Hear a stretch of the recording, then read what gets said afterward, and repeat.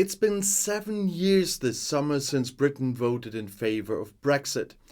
In retrospect, the time before that seems like an era in which threatening catastrophes were regarded as nothing more than distant future scenarios, in the shadow of which one made oneself comfortable with a pleasant shudder.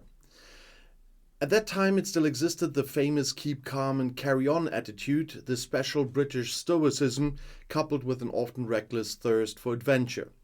A mentality that led to 52% of the islanders taking the Brexit risk in the hope that it wouldn't be so bad in the end.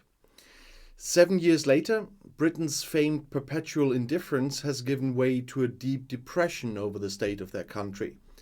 A clear majority of Britons now consider the exit to be a mistake, and when the BBC recently invited to a large discussion on the anniversary of Brexit, not a single member of the government could be won over, despite persistent campaigning by the editors. Even the most radical Brexiteers have to admit that their promises are far from being fulfilled, although of course they blame others for this. Instead, Britain is the only one of the G7 countries that has not been able to recover from the effects of the pandemic. Even if Brexit is not the sole cause of this, it has magnified every single one of the existing structural problems as if a magnifying glass were held over them.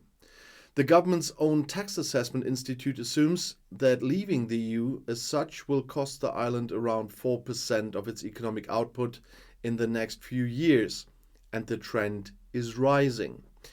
Other economists come at far more dramatic figures. All of this is hardly surprising, having been predicted by the vast majority of economists for years. The real surprise is the fact that the now obvious damage that Brexit is causing to the country is not openly discussed by any of the major parties 7 years later. Which means that even 7 years later, a genuine political change of direction away from Johnson's post-truth policy seems a long way off. Instead, the journey on the ghost ship Britain continues happily. The former Captain Boris Johnson may have finally stepped off the bridge since a parliamentary inquiry committee officially declared him a liar after months of deliberations, which, it could make a political comeback harder for the foreseeable future. However, his successor Rishi Sunak has thoroughly squandered the great opportunity to mark a real break with the populism of the Johnson era with this report then. And when the decisive vote on the committee report was due to take place in the House of Commons, there was no sign of Sunak. He obviously lacked the strength to make a clear statement against the decline in political mores under Johnson. Worse still, as much as Sunak may at first appear to be a pragmatic technocrat and an old-style rational politician compared to his predecessors, he carries on at almost every level the anti-democratic and authoritarian tendencies that the Tory party has increasingly pursued since Brexit. And this becomes clearest in his attempt to abolish two fundamental human rights almost completely: the right to asylum and the right to demonstrate.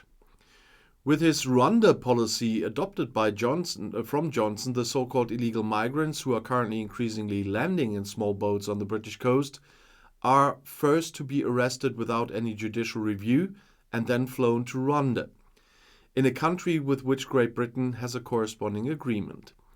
This de facto deprives them of the right to apply for asylum on British soil in the first place.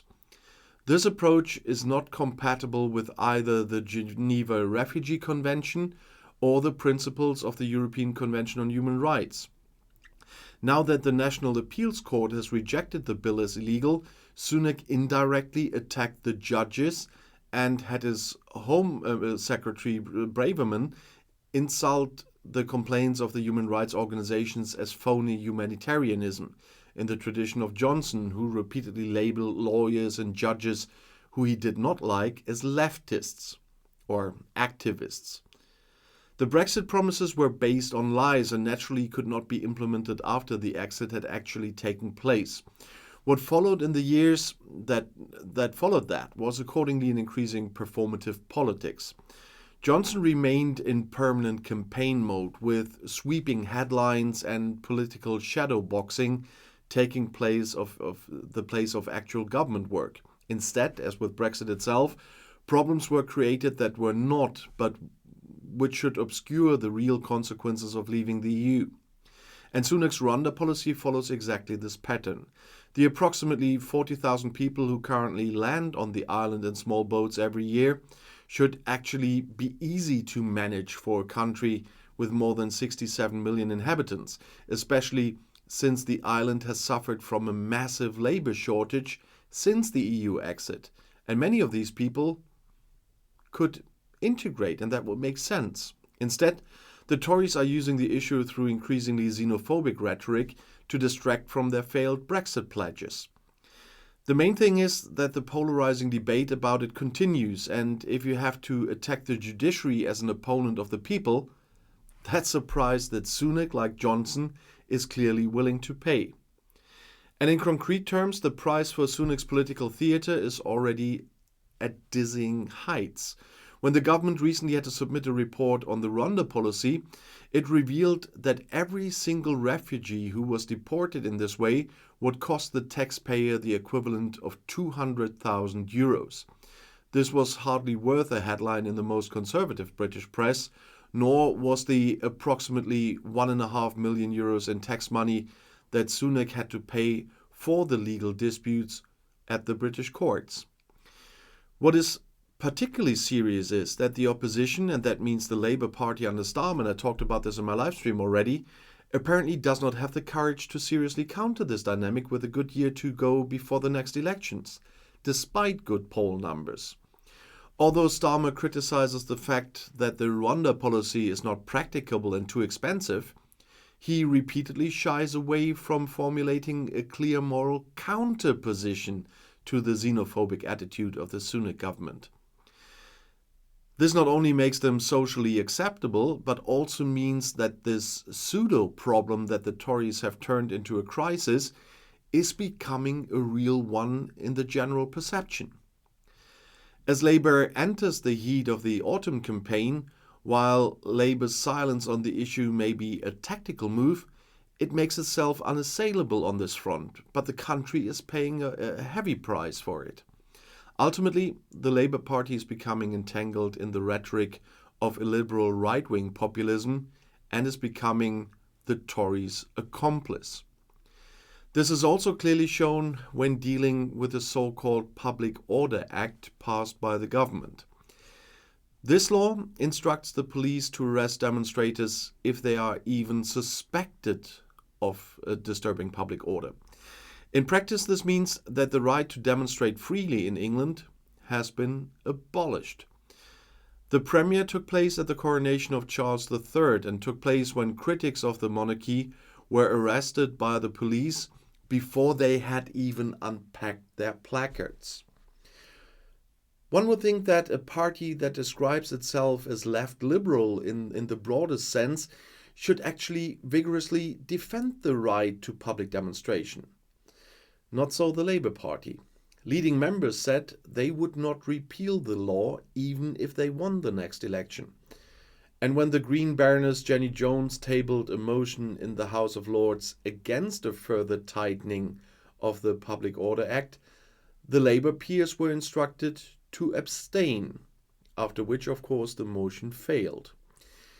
Labour's fear of standing up for democratic principles in an environment radicalized by populist rhetoric only becomes fully understandable when one looks at the British electoral system. Due to the fact that the first-past-the-post system is still in place, Starmer is dependent on a few constituencies that he needs to win back if he wants to win the next general election. The main focus is on voters in the so-called Red Wall, who were lost to Johnson and his Brexit rhetoric in 2019, the majority of whom continue to cling to the right-wing anti-European camp and who Labour urgently needs to win the elections. For the same reason, when it comes to Brexit itself, Starmer is more than defensive. In principle, he recently ruled out a re-entry into the internal market without any need. Since then, he has become increasingly entangled in contradictions. Even his central mantra, "We will make Brexit work," is misleading because it assumes that the idea of leaving the EU was actually something positive that just had to be implemented properly.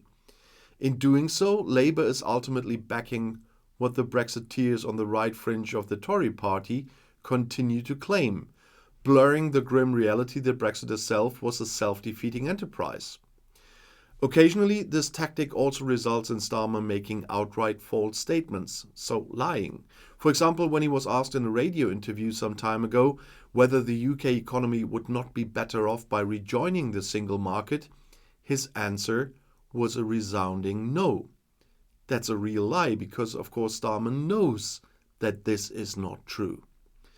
But the real problem with this strategy lies deeper. Even if Starmer should win the next election in this way, he will hardly be able to free the country from the swamp of the British perma-crisis. A Labour leader who entangles himself in populist half-truths and lies cannot initiate the new political start that the country so urgently needs. Starmer's current course thus harbours the great danger that the parameters on the British political stage will instead remain permanently shifted. Without a return to the liberal democratic status quo ante, Starmer himself would find it indefinitely more difficult to govern in the event of an election victory.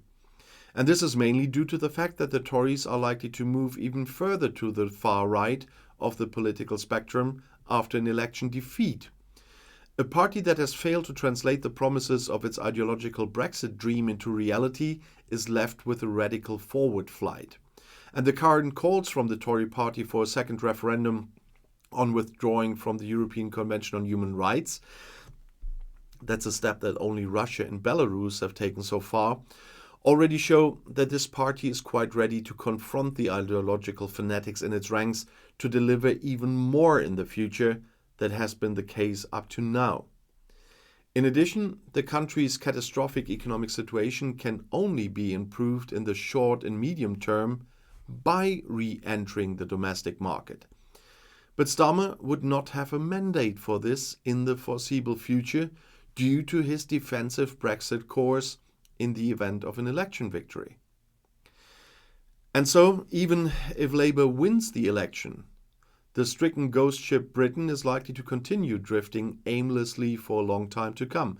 The fact that even the leader of the Labour opposition does not have the courage to climb onto the bridge to call out loud and clear the change of course that is so needed shows once again how permanently weakened, drained and worn down the country by the manifold consequences of the Brexit still is after 7 years.